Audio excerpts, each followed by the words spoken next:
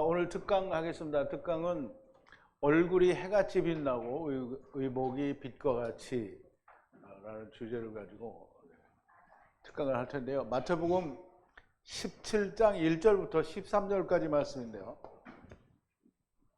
우리 또 한번 말씀을 봉독하죠. 제가 한 절 읽고 여러분도 한 절 읽고 교독하겠습니다. 그리고 마지막 절 13절을 우리 같이 봉독합니다. 엿새 후에 예수께서 베드로와 야고보와 그 형제 요한을 내리시고 따로 높은 산에 올라가셨더니 저희 앞에서 변형되사 그 얼굴이 해같이 빛나며 옷이 빛과 같이 휘어졌더라. 때에 모세와 엘리야가 예수로 더불어 말씀하는 것이 저희에게 보이거늘 베드로가 예수께 여짜와 가로되 주여 우리가 여기 있는 것이 좋사오니 주께서 만일 원하시면 내가 여기서 초막셋을 짓되 하나는 주를 위하여 하나는 모세를 위하여 하나는 엘리야를 위하여 하리이다.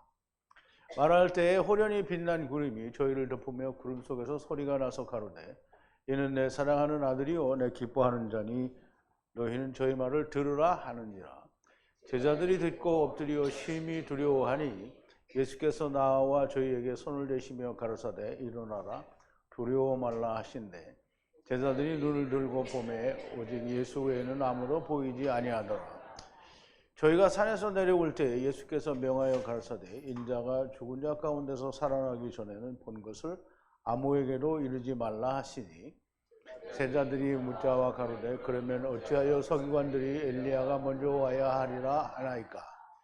예수께서 대답하여 가라사대 엘리야가 과연 먼저 와서 모든 일을 회복하리라. 내가 너희에게 말하노니 엘리야가 이미 왔으되 사람들이 알지 못하고 임의로 대우하였도다. 인자도 이와 같이 그들에게 고난을 받으리라 하시니 그제야 제자들이 예수의 말씀하신 것이 세례 요한인 줄 깨달으니라. 아멘. 잠깐 기도하겠습니다. 거룩하신 처음 여호와 하나님이시며 또 나중 여호와 하나님이신 우리를 데리고 오셨다가 데리고 가시는 우리 아버지 하나님께 감사와 찬송과 영광을 돌립니다. 아버지 하나님, 오늘 오전에는 요한복음을 통하여 우리가 인자의 살과 피를 먹고 마시는 것이 과연 어떻게 하는 것인지 우리가 깊이 깨닫는 귀한 시간을 가졌습니다. 그러나 이제 이후에는 특강으로 우리가 주님의 얼굴이 변화산에서 해같이 빛나고 그 의복이 빛과 같이 휘어졌다라고 하는 그 말씀을 주제로 우리가 또한 은혜를 받고자 합니다. 하나님께서 날마다 저희와 함께 하시고 또 시간마다 함께 하시는 그 놀라운 은혜로 이 시간에도 성령님으로 충만하게 저희들과 함께 역사하여 주셔서 하나님의 말씀들이 온전하게 우리의 가운데서 야다하는 역사가 있게 하여 주시옵소서. 예수님의 이름으로 기도하옵나이다. 아멘.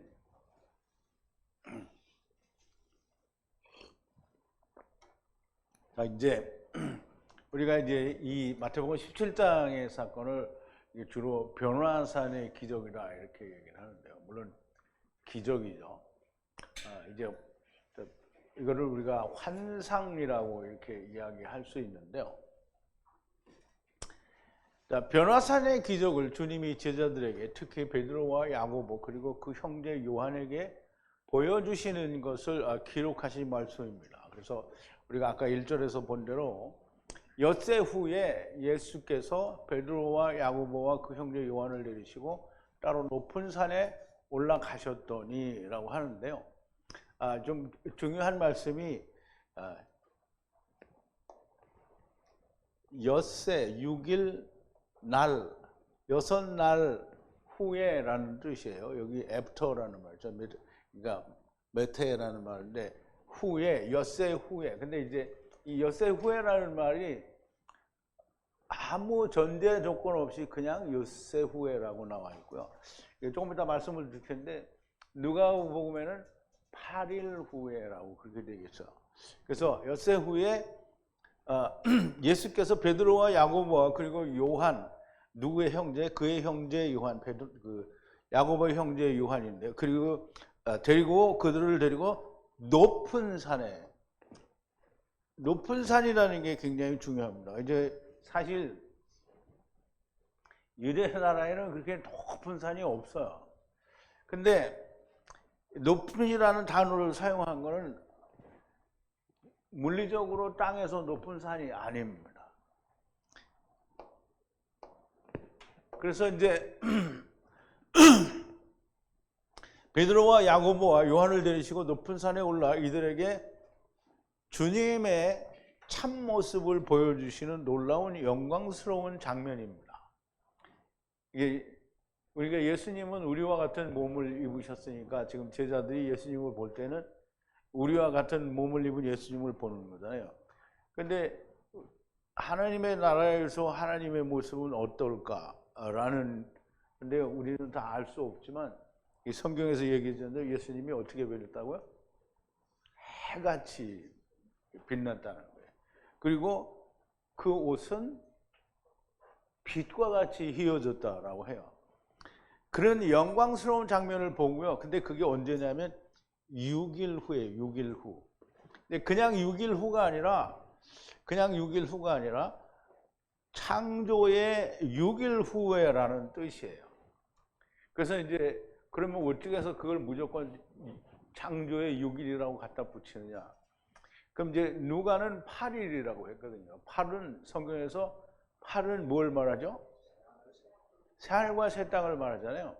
그러면 누가가 8일이라고 말한 것과 6일 후에는 뭐가 오죠? 그러니까 안식이 오잖아요. 안식이.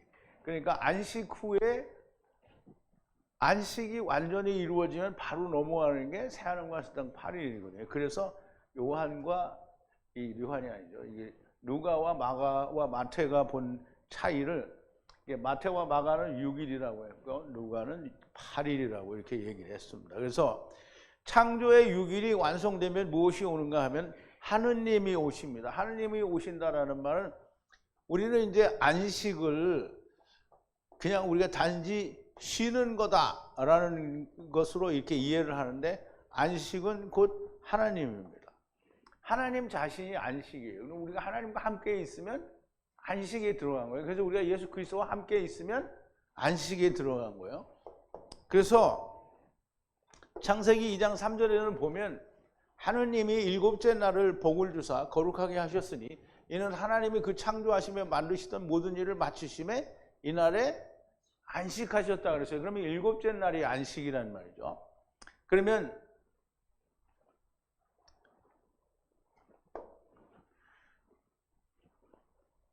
주님이 오셨으니 창조의 마침이 가까웠다라는 것을 보여주는 거예요. 그러면 주님이 안식일의 주인이 누구라 그랬죠?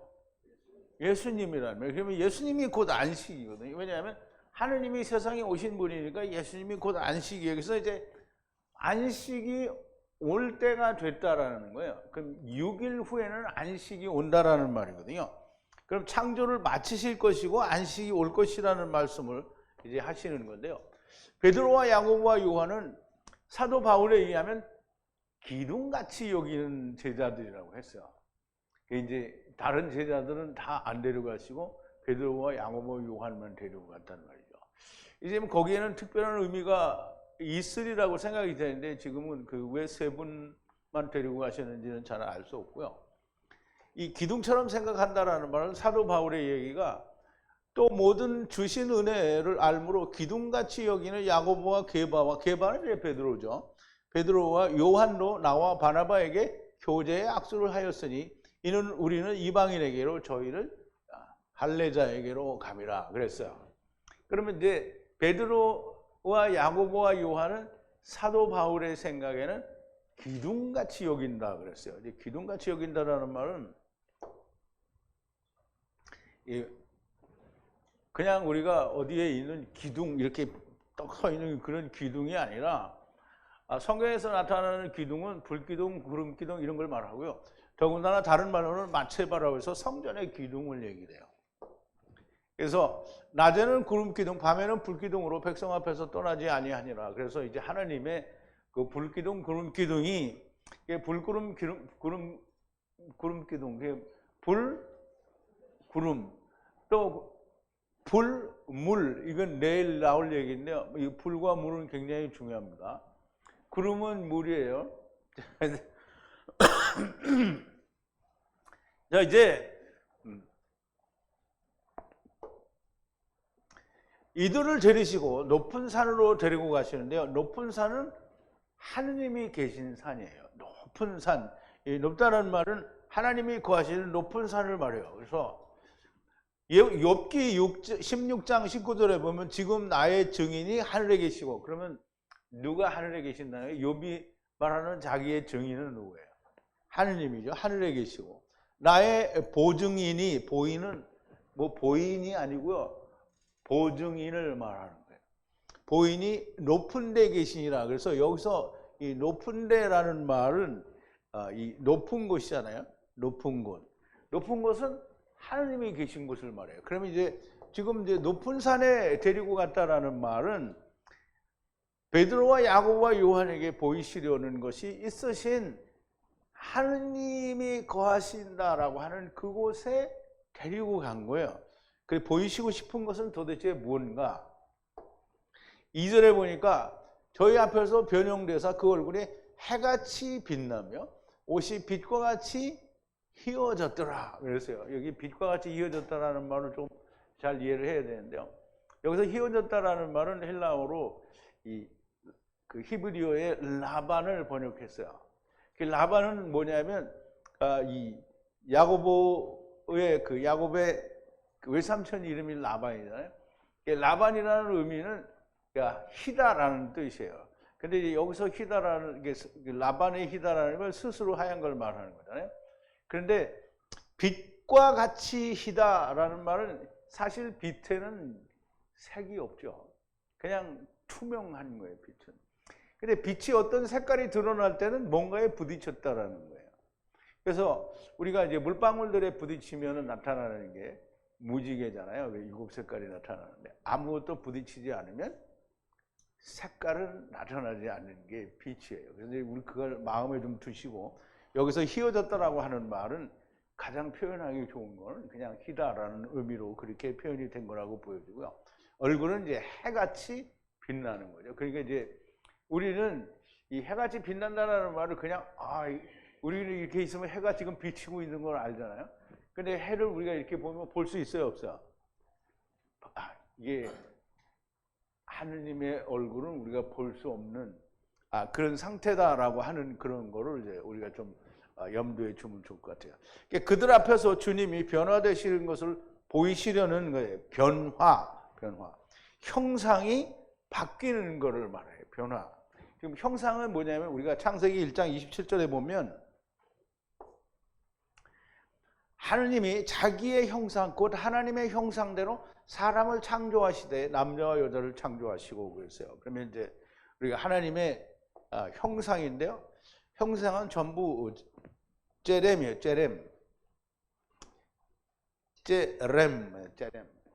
제렘인데, 그러면 이제 하나님이 제렘이면 사람도 제렘이에요. 그러니까 모양이 둘이 똑같아요. 그래서 그러면 하늘에 계신 하나님이 우리하고 똑같으냐? 이 아니죠. 세상에 오신 하나님이 우리와 똑같이 모습을 하고 있는 게, 우리 얼굴은 다르겠죠. 그래서 형상을 입었다라는 말은 하나님과 우리의 형상은 같다라는 건데, 근데 보세요. 우리가 지금 여기에 예수님이 계신다고 하면 예수님과 우리는 다 각기 모습을 가지고 있는데 다 사람의 형상이라는 거예요. 근데 본래 하나님의 형상이 어떠냐? 우리 알 수 없잖아요. 그러니 여기서 보여주시는 거예요. 하나님의 형상이 해같이 빛나. 이제 계시록에 가면 해와 달과 별이 필요 없다고 그랬죠. 그럼 하나님이 그렇게 빛처럼 빛나는 거예요. 그래서 우리와 같은 형상을 입고 하나님이 본래의 모습을 보여주시는 거예요. 그러면 너희도 이와 같이 된다는 거예요. 이제 그걸 보여주시기 위해서 이 예수님이 당신이 변화하는 모습을 보여주는 거고, 너희들도 이와 같이 빛나게 될 거다라는 것을 보여주시려는 거예요. 하나님께서 형상을 입으신 것 같이 사람도 같이 형상을 입었고요. 주님의 참 모습을 보이심으로 우리가 이렇게 변화될 것을 보이시는 거예요. 주님의 얼굴이 해같이 빛나고요. 해는 당연히 큰 광명이고요. 의복이 빛과 같이 희더라 그랬는데요. 이 아까 말씀을 드린 대로 의복은 이 우리가 생각하는 흰색으로 되는 건 아니죠.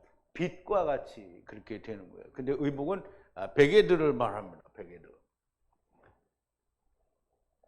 그럼 이제 의복은 베개드라고 했죠. 베개드. 히브리어로는 베개드가 되는데요. 빛과 같이 희더라 그랬는데요. 자, 이제 너희가 이와 같이 주 안에서 해같이 빛나게 될 것이다라는 말을 제가 억지로 만들어낸 얘기는 아니에요. 마태복음 13장 45절에 가면 비유를 말씀하시다가 이 말씀을 하신 거거든요. 그때의 의인들은 누가 의인이에요? 그러면 그 사람들이 누구예요? 153 성에. 그때의 의인들은 자기 아버지의 나라에서 해와 같이 빛나리라. 누가? 우리가 해와 같이 빛나리라. 귀 있는 자는 들으라 그랬거든요. 그럼 보세요. 주님이 얼굴이 해같이 변형됐단 말이에요. 빛나게. 그러면 누가 이렇게 된다는 거예요? 우리가 이렇게 된다는 거예요. 자, 이제 이 말씀으로 인해 누가는 6일이라 하지 않고 8일 후라고 얘기합니다. 그러면 이제 누가가 이걸 8일 후라고 이야기하는 근거를 우리가 찾을 수 있는 게 아버지의 나라에서 해같이 빛나니까 8인 거예요. 그래서 8일 후라고 얘기했어요. 처음에는 왜 누가는 8일이라고 했나? 이게 누가가 이게 포도주 먹고 썼나? 이제 내가 그렇게 생각했죠. 근데 그게 아닌 거예요. 아버지의 나라에서 새하늘과 새 땅에서 해같이 빛나니까 8일 후에라고 한 거예요. 그리고 제자들에게 모세와 엘리야와 주님이 보입니다.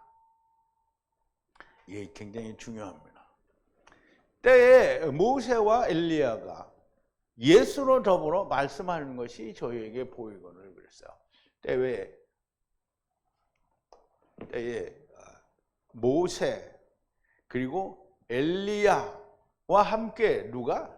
주님이 말씀하시는 것이 보였단 말이에요. 그러면 이제 이 모세와 엘리야와 예수님이 뭐라고 이렇게 이야기했어요. 근데 무슨 얘기를 했는지는 기록을 안 해놨어요. 그러니까 무슨 얘기했는지 우리가 알 수가 없어요. 근데 성경은 우리에게 무슨 얘기를 하냐면 모세와 엘리야를 제자들에게 보여주심으로 말미암아 그걸 통해서 뭔가를 말씀하시는 거예요. 자, 이제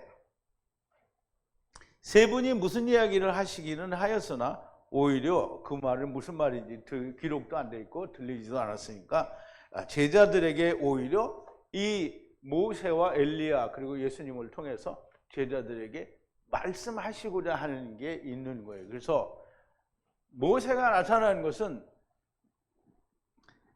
말씀을 나누는 것을 보이심으로써 모세는 주님이 그 선지자다라고 하는 것을,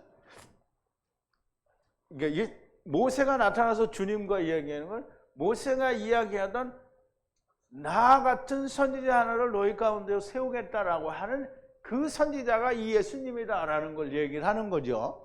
그거를 그게 무슨 말인지 난 모르겠다 이러면 그냥 집에 가세요. 물론 여기 집에 갈 사람은 없지만. 자, 내 하나님 여호와께서 너희 중에 내 형제 중에서 나와 같은 선지자 하나를 너를 위하여 일으키시니 너희는 그를 들을지니라 그랬어요. 모세와 같은 선지자, 그 선지자, 곧 예수 그리스도라는 얘기를 하는 거죠. 그러면 이제 그리고 엘리야는 광야에 외치는 자의 소리 침례 요한이다 라는 얘기인데요. 이제 이 말은 우리가 성경에서는 침례 요한이 엘리야로 왔다 이 말을 많이 하니까 그런가 보다 라고는 하는데, 자, 우선 보죠. 말라기 4장 5절인데요. 보라, 여호와의 크고 두려운 날이 이르기 전에 내가 선지 엘리야를 너희에게 보내리니. 말라기 선지를 통해서 선지자 엘리야를 어디에 보낸다고요? 이스라엘에 보낸다는 거예요. 크고 두려운 날이 이르기 전에. 그럼 이제 보세요. 모세는 천하 만민을 위해, 모세는 천하 만민을 위해서요. 4와 6. 그러니까 우리가 이게 4와 6을 항상 막 염두에 두고 있어야 돼요. 그래서 4와 6. 작은 이스라엘과 이방인 큰 이스라엘을 위한 증거요. 엘리야는 4와 6의 남은 자들을 위한 증거가 됩니다. 남은 자들을 위한. 그래서 그러면 왜 남은 자들이냐? 이게 남은 자들을 위해서 조금 더 설명을 드리려고, 이것을 보고 베드로가 주님께 말을 하는데요. 4절에 우리 이 사실은 큰 의미가 없는데, 베드로가 예수께 여쭤봐 가로되 주여 우리가 여기 있는 것이 좋사오니 주께서 만일 원하시면 내가 여기서 초막셋을 짓 때 하나는 주를 위하여, 하나는 모세를 위하여, 하나는 엘리야를 위하여 하리이다, 이렇게 되어 있어요. 그런데 여기 이제 베드로가 말하는데, 그 예수님께 주님이 좋으시다면 우리가 여기 있는 것이 좋사오니 만약 원하신다면 새 초막셋을 짓는데 당신을 위해서 하나, 그리고 모세를 위해서, 그리고 엘리야를 위해서 하나 이렇게 짓겠다라고 하는데요. 이게 무슨 의미가 있는 줄 이렇게 생각을 했어요.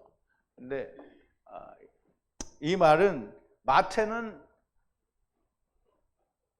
베드로가 이 한 말에 대해서 무슨 뜻이다 이런 말을 하지도 않았고요. 또 예수님도 이 말을 받아서 얘가 무슨 말을 했다 이런 얘기를 안 해요. 근데 누가는 뭐라고 하냐면, 마가는 베드로가 너무 두려워서 자기도 무슨 말을 하는지 몰랐대요.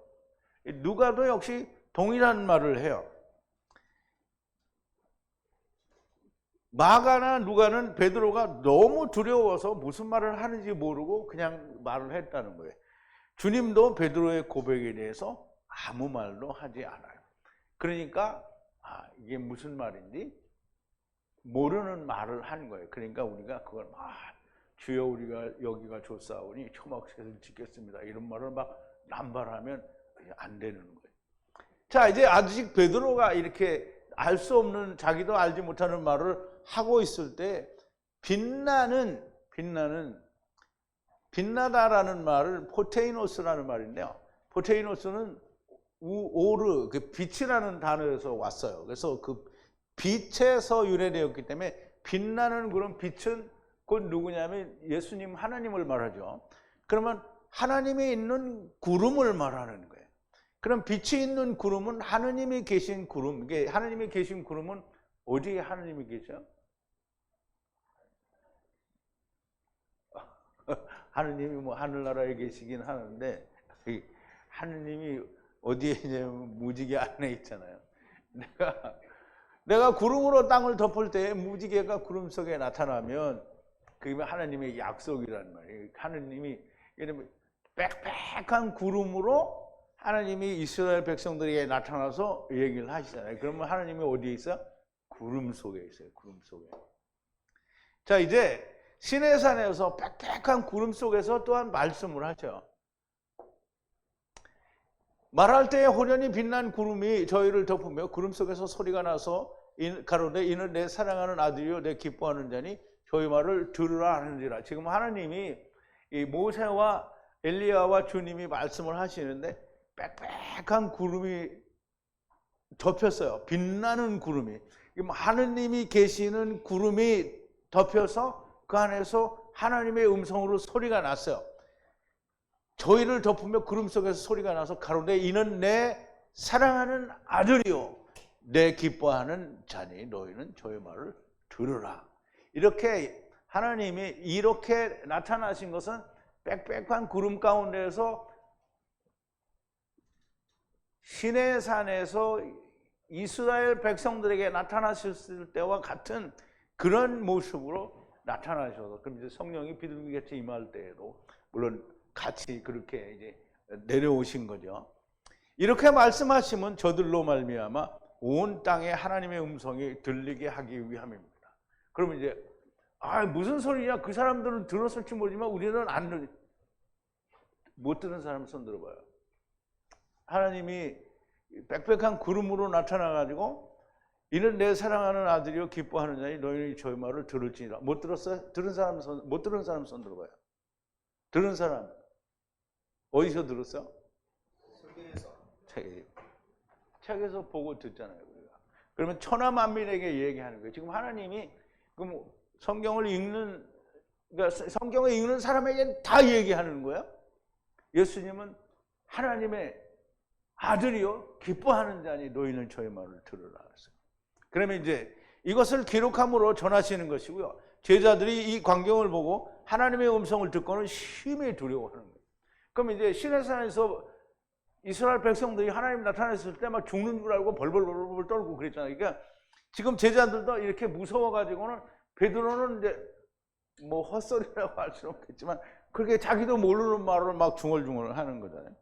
근데 이제 예수님이 가까이 오셔서 그들에게 손을 대시고 일어나라, 이제 깨어라 이 말이죠. 깨어라, 두려워 말라 이렇게 얘기를 하시는 거예요. 그러니까 예수님이 깨우니까 제자들이 눈을 들고 보니 주님만 보입니다. 이제 그럼 갔어요 벌써. 제자들이 눈을 들고 보매 오직 예수 외에는 아무도 보이지 아니하더라 그랬어요. 이미 다 올라간 거죠. 그런데 그 눈을 들어 보니까 아무도 없고 오직 예수님만 계시더라는 거예요. 사람이 감당하기 어려운 엄청난, 이제 이런 얘기를 할 때는 정말 여러분들 진짜 엄청나게 느껴야 되는 거예요. 이 사람이 감당하기 어려운 엄청난 이런 하느님의 환상을 본 거예요. 하느님의 환상. 이제 보세요. 이후에 여호와의 말씀이 이상 중에 아브라함에게 임하여. 그럼 이제 이상 중에 창세기 18장인데요. 이상 중에 창세기 18장이 15장이죠. 15장 1절에 하느님이 이상 중에 아브라함에게 나타나셨어요. 임하여 가라사대 아브라함아 두려워 말라. 나는 너의 방패요 너의 지극히 큰 상급이니라. 그럼 이제 이 환상은 제자들에게 나타난 이 환상은 하느님이 아브라함에게 나타나셔서 아브라함아 너 두려워 말라. 나는 너의 지극히 큰 상급이니라 라고 말씀하시는 그런 환상을 본 거예요. 그럼 아브라함이 만난 하느님을 제자들이 지금 본 거잖아요. 그러니 이게 얼마나 엄청난 사건이냐 이거예요. 자, 이제 정신이 혼미한데 주님이 깨우시니까 모두가 가시고 주님만 보입니다. 저희가 산에서 내려올 때 본 것을 말하지 말라고 하십니다. 저희가 산에서 내려올 때 예수께서 명하여 가라사대 인자가 죽은 자 가운데서 살아나기 전에는 본 것을 아무에게도 이르지 말라라고 하죠. 근데 이제 여러분 같으면 이거 봤어요. 그러면 이야기 하겠어요? 안 하겠어요? 네? 이게 한다는 사람은 잘 모르는 거예요. 못해. 이거 그러면 이제 보세요. 지금은 어디 가서 지금 내가 여러분들한테 이게 우리 성경 이렇게 배웠으니까 지금 밖에 나가서 야 우리 이 목자 이렇게 얘기해서 그렇게 얘기해야 안 해요? 못하죠? 못해 이거. 제자들이 가가지고 자기 같은 제자들한테도 이야기하면 뭐야?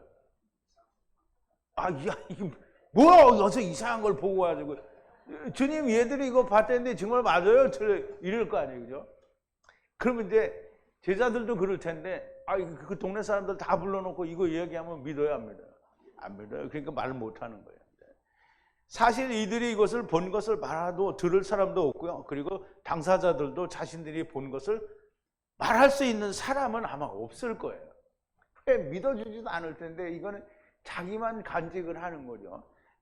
그런데 주님은 인자가 죽음으로부터 살아나기까지는 아무에게도 말하지 말라고 얘기를 하는데요. 근데 그러면 언제는 말할 수 있다라는 거예요? 그때는 말하지 말라고 해도 말을 하게 돼요. 죽음으로부터 살아난 뒤에는 말씀을 해도 좋다라는 뜻인데요.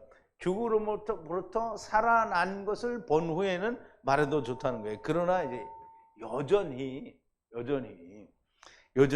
제한이 있죠. 인자가 죽은 자 가운데서 부활하신 후에 모세를 엘리야를 보이신 뜻을 알기 전에는 말하지 말라는 말씀인데요. 성령이 오시면 알게 됩니다. 그러니까 예수님이 십자가에 죽으셨다가 살아나셨는데 그 제자들과 같이 이제 예수님이 40여일 동안 있었는데, 그런데 이거 모세와 엘리야와 이거 주님이 같이 이야기하셨다, 이거 이야기하러 다닐 정신이 있어요, 없어요? 없어요. 근데 이제 모세와 엘리야와 예수님이 말씀을 나누셨다, 이거를 꺼집어내서 상면을 이야기하는 게 아니잖아요. 예수님이 모세가 증거한 그 선지자다, 엘리야로 오실 거다라는 이 얘기를 증거하는 거잖아요. 근데 이제 그거를 요한복음 14장 26절에 보면 예수님이 제자들에게 얘기하죠. 내가 이제 곧 갈 거다라고 얘기를 했는데요.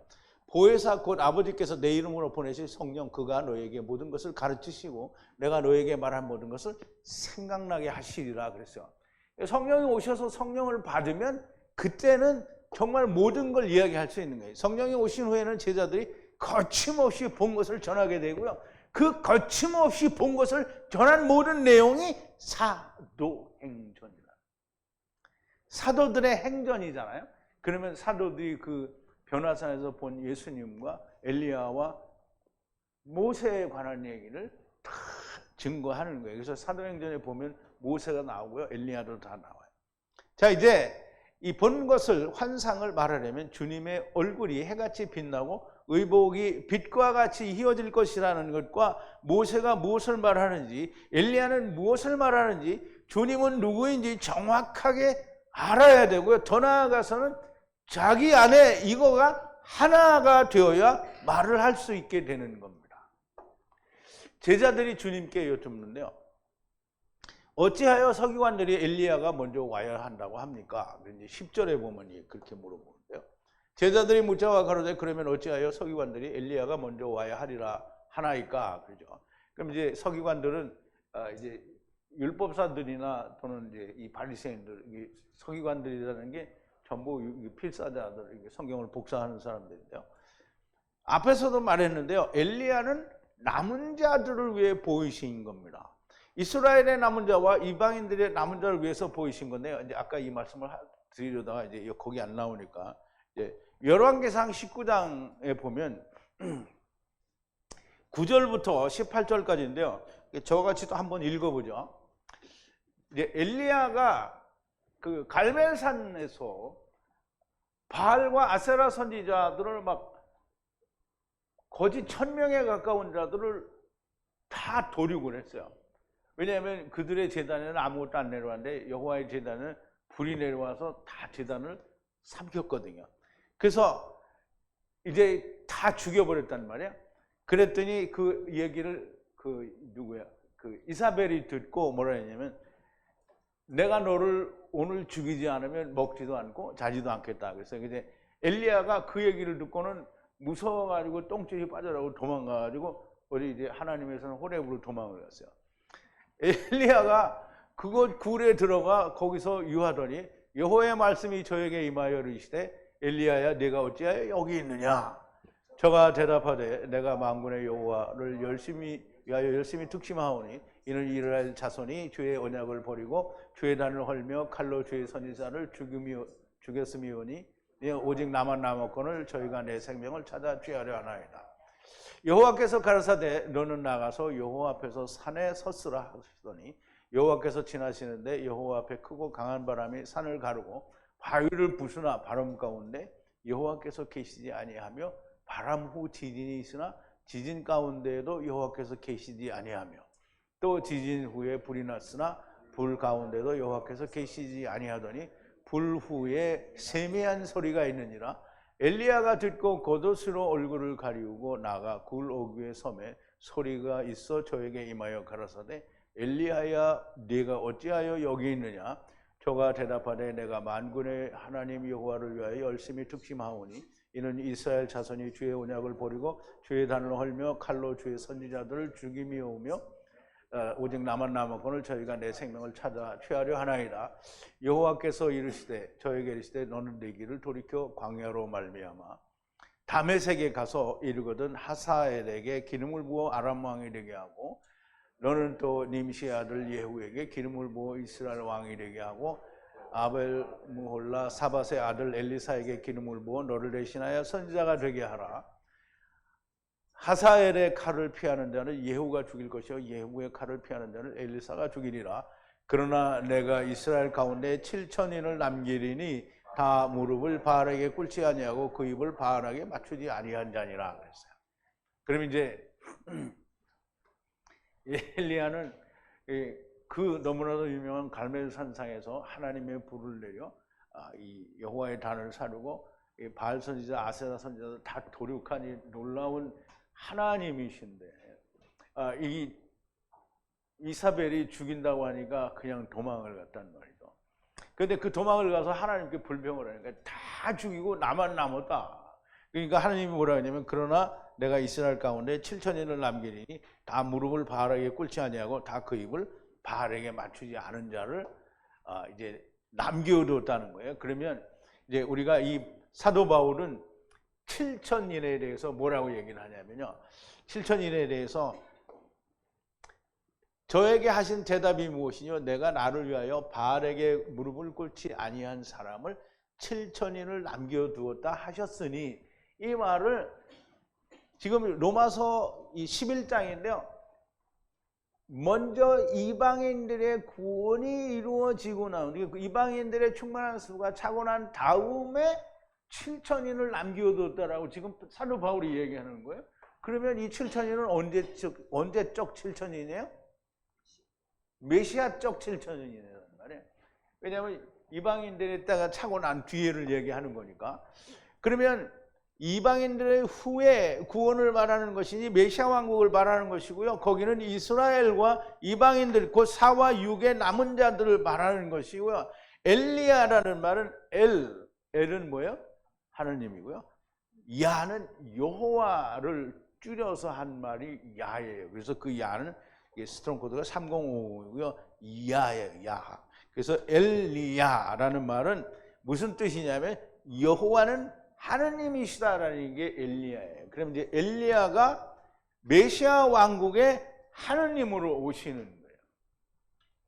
그럼 이제 이 엘리야는 그러면 왜 침례 요한이 엘리야냐?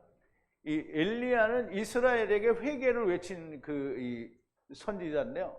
이 엘리야, 그러니까 이스라엘이 다 돌아오도록 했는데 이스라엘이 결국은 이제 망하게 되죠. 그래서 이제 보세요.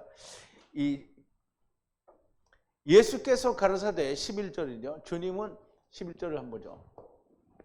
예수께서 대답하여 가라사대 엘리야가 과연 먼저 와서 모든 일을 회복하리라. 엘리야가 와서 모든 일을 회복한다라는 거예요. 주님은 엘리야가 와서 모든 일을 휴브는 회개시키는 거죠. 회개하리라. 물리적으로는 메시아 왕국 때 올 것이다. 그러나 지금은 외치는 자의 소리로 주님을 선포하는 거예요. 주님을 클리어하게 선포하는 거잖아요. 이분이 그 주님이다. 그 선지자요. 이분이 그 하나님의 아들이다. 세상 죄를 지고 가는 하나님의 어린 양이다. 선포를 했잖아요. 클리어하게 선포를 한 거예요. 근데 이스라엘이 어떻게 해요? 그는 배척하죠. 근데 분명히 그렇게 선포를 했는데 배척하고, 거기 침례 요한을 목을 땡구랑 이제 헤롯이 자기 딸애가 요한의 목을 달라니까 그게 딱 잘라서 쟁반위에 갖다 주죠.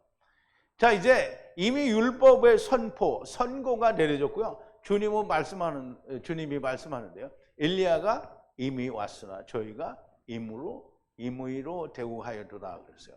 임의로 대우하여도다. 내가 너에게 말하노니 엘리야가 이미 왔을 때 사람들이 알지 못하고 임의로 대우하여도다. 인자도 이와 같이 그들에게 고난을 받으리라. 그러면 임의로 대우하여도다. 그러면 자기들이 원하는 대로 했다는 거고요. 인자도 이와 같이 자기들이 원하는 대로 죽일 거다 이 말이죠. 그래서 유대인들이 알지 못해서 자기들이 원하는 대로 대우하여 인자도 그와 같이 대우하였고 인자도 그와 같이 유대인들에게 자기들이 원하는 대로 대우하게 될 것이다 라는 말이고요. 그제서야 제자들이 예수의 말씀하시니가 침례 요한이라는 걸 알았습니다. 주님이 기둥 같은 제자들을 데리고 높은 산에 올라가셔서 그 얼굴이 해같이 빛나고 의복이 빛과 같이 희게 하시는, 그리고 모세와 엘리야와 함께 말씀하시는 환상을 보이시는 것은 하나님의 나라에서의 모습을 보여주시고 그때까지 모세의 때와 엘리야의 때를 지나야 한다는 것을 보여주는 것이며, 이 일은 엘리야로 보낸 침례 요한을 임의로 대한 것처럼 주님도 그렇게 임의로 대함을 받고 죽으셨다가 3일 후에 부활하실 것이며 이 모든 것이 성령을 받고 너희 안에 하나가 될 때까지 아무에게도 말하지 말라는 거예요. 주님이 제자들에게 보이시기를 원하셨던 것은 너희가 아버지의 나라에서 이와 같이 변화될 것이라는 것을 보이시고 그러므로 너희는 세상에 대하여 미련 없이 버리라는 거예요. 정말 말할 수 없는 영광스러운 하나님의 계시를 본 것이요 자신들의 천국에서의 모습을 본 겁니다. 그러면 여러분들은 여러분들의 그 천국에서의 모습을 여러분들이 봤어요. 못 본 사람이 있는 것 같아요. 아멘을 하네.